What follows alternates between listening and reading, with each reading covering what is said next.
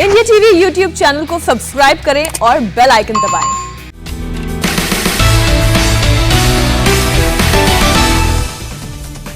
काबुल में पाकिस्तान दूतावास के बाहर भारी प्रदर्शनकारियों को हटाने के लिए तालिबान के लड़ाकों ने फायरिंग की। पंजशीर घाटी में पाकिस्तान हमले के खिलाफ फूटा अफगानी लोगों का गुस्सा, आईएसआई मुर्दाबाद के नारे लगे।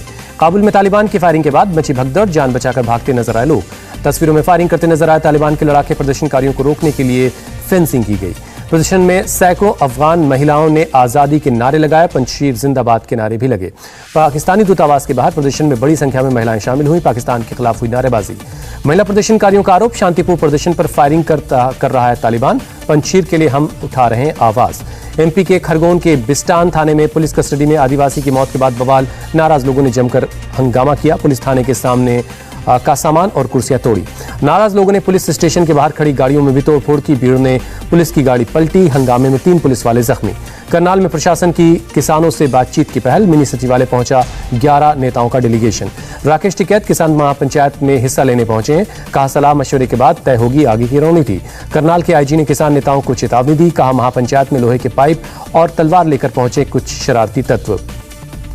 लखनऊ में बीएसपी सुप्रीमो मायावती ने किया मिशन 2022 का शंखनाद, बोली दलितों पर पूरा भरोसा, प्रबुद्ध वर्ग की मदद से बनाएंगे पूर्ण बहुमत की सरकार। मायावती ने कहा मुझे दलित वर्ग पर गर्व है, प्रबुद्ध वर्ग की मदद से 2007 की तरह सरकार बनाने से कोई नहीं रोक सकता, भ्रष्ट अधिकारियों पर कार्रवाई की जाएगी। प्रबुद्ध सम्मेलन में बोली मायावती, कहा बीएसपी की कथनी करनी में कोई फर्क नहीं, प्रबुद्ध समाज किसी के बहकावे में न आए, बीजेपी ने प्रलोभन देकर लोगों को छला है। मायावती ने ब्राह्मणों को साधने की कोशिश की। कहा बीएसपी ब्राह्मणों को निराश नहीं करेगी, बीएसपी की सरकार बनी तो ब्राह्मणों को सुरक्षा देंगे। मायावती ने कहा यूपी में अब नए स्मारक मूर्ति बनवाने की जरूरत नहीं, बोली अगर सरकार बनेगी तो पूरी ताकत यूपी की तस्वीर बदलने में लगाऊंगी। प्रबुद्ध सम्मेलन में लगे हर हर महादेव के नारे, कार्यक्रम के दौरान जय श्री राम के नारे भी लगे। यूपी के बाहुबली अतीक अहमद और उनकी पत्नी ओवैसी की मौजूदगी में AIMIM में शामिल हुए। ओवैसी ने कहा उनके आने से मजबूत होगी पार्टी, अभी जेल में बंद है अतीक अहमद। यूपी आते ही ओवैसी ने खेला सांप्रदायिक कार्ड। कहा यूपी में अगर किसी आरोपी का नाम प्रज्ञा, कुलदीप या संदीप होगा तो वो लोकप्रिय होगा। ओवैसी बोले यूपी में अतीक, जमाल, मुख्तार नाम वाले बाहुबली कहे जाएंगे, यह है आज की हकीकत। ओवैसी ने कहा हम किसी के गुलाम नहीं, यूपी का मुसलमान चुनाव जीतेगा, 60 साल में सबको जिताया, अब हम खुद जीतेंगे। 12 जनपद पर लगी रामविलास पासवान की प्रतिमा। पासवान के निधन के बाद अब 12 जनपद में रहेंगे रेल और IT मंत्री अश्विनी वैष्णव। पेगासस मामले पर सुप्रीम कोर्ट में टली सुनवाई। केंद्र सरकार ने एक और एफिडेविट फाइल करने के लिए कोर्ट से वक्त मांगा। अब सोमवार को होगी सुनवाई। चांदीवाल कमीशन में के मुंबई के पूर्व पुलिस कमिश्नर परमवीर सिंह के खिलाफ जारी किया जमानती वारंट, 50,000 रुपए का वारंट जारी किया गया है। राहुल गांधी को नीट स्थगित करने की मांग की। छात्रों को निष्पक्ष मौका देने के लिए कहा। कल ही सुप्रीम कोर्ट ने एग्जाम पर रोक लगाने से किया था इनकार। अलीगढ़ में 14 सितंबर को जाट राजा महेंद्र प्रताप सिंह स्टेट यूनिवर्सिटी का शिलान्यास करेंगे पीएम मोदी। पीएम मोदी ने शिक्षा सम्मेलन को किया संबोधित। वीडियो कॉन्फ्रेंसिंग के जरिए शिक्षकों, छात्रों और अभिभावकों से बात की। कई नए प्रोजेक्ट्स की शुरुआत भी की।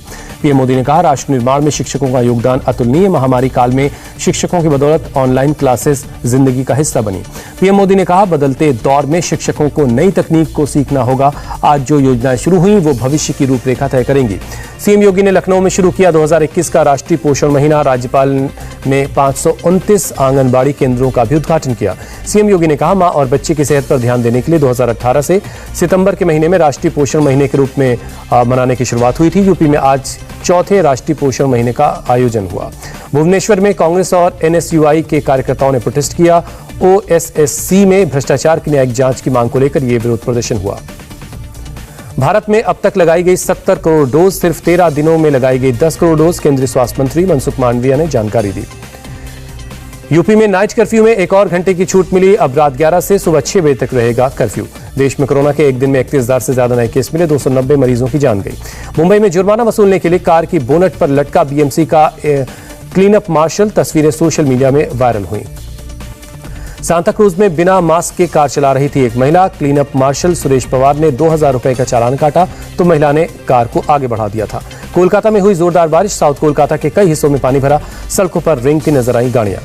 देहरादून में भारी बारिश और बाढ़ का कहर, पानी के तेज बहाव में बहा देहरादून रानी पोखरी ऋषिकेश के लिए बनाया गया रोड, तिनके की तरह बहते नजर आए टैंकर। नागपुर में सुबह से झमाझम बारिश, शहर में कई इलाकों में जलभराव, लोगों की बढ़ी मुश्किलें। एमपी के शिवपुरी में बारिश के बाद उफान पर नाले, सत्संग में गए सैकड़ों लोग फंसे, गांव वालों ने रेस्क्यू कर निकाला। जान जोखिम में डालकर नाला पार करते नजर आए गांव के लोग। टोंका गांव के नजदीक फंसे थे लोग। सत्संग के लिए जाते वक्त नाले में पानी बढ़ गया था। तेलंगाना के सिरसिला में हुई मूसलाधार बारिश की वजह से बने बाढ़ जैसे हालात। बारिश से तेलंगाना के करीमनगर में भी सड़कें समंदर में तब्दील हुई। लोगों का गाड़ी लेकर बाहर निकलना मुश्किल हुआ। शिमला के ज्योरी में चल रहा है NH5 पर सड़क बहाली का काम। कल लैंडस्लाइड से ब्लॉक हो गया था नेशनल हाईवे। गाजियाबाद के मेरठ एक्सप्रेसवे पर कल एक कार और ट्रक की हुई भीषण टक्कर। हादसे में 5 लोगों की मौत। ठाणे में पत्नी की हत्या का आरोपी पति गिरफ्तार। यूपी के मुरादाबाद भागने की फिराक में था आरोपी। हत्या से पहले पत्नी को खिलाई थी नींद की गोली। मृतक के शरीर पर कई जगह जलाने के निशान। गैस की पाइप से गला घोंटकर वारदात को अंजाम दिया। अपनी बेटी को लेकर भाग रहा था आरोपी। सलमान खान ने ट्विटर पर रिलीज किया अपनी फिल्म अंतिम का पोस्टर पर शेयर कर लिखा, बुराई के अंत की शुरुआत, गणपति बप्पा मोरिया।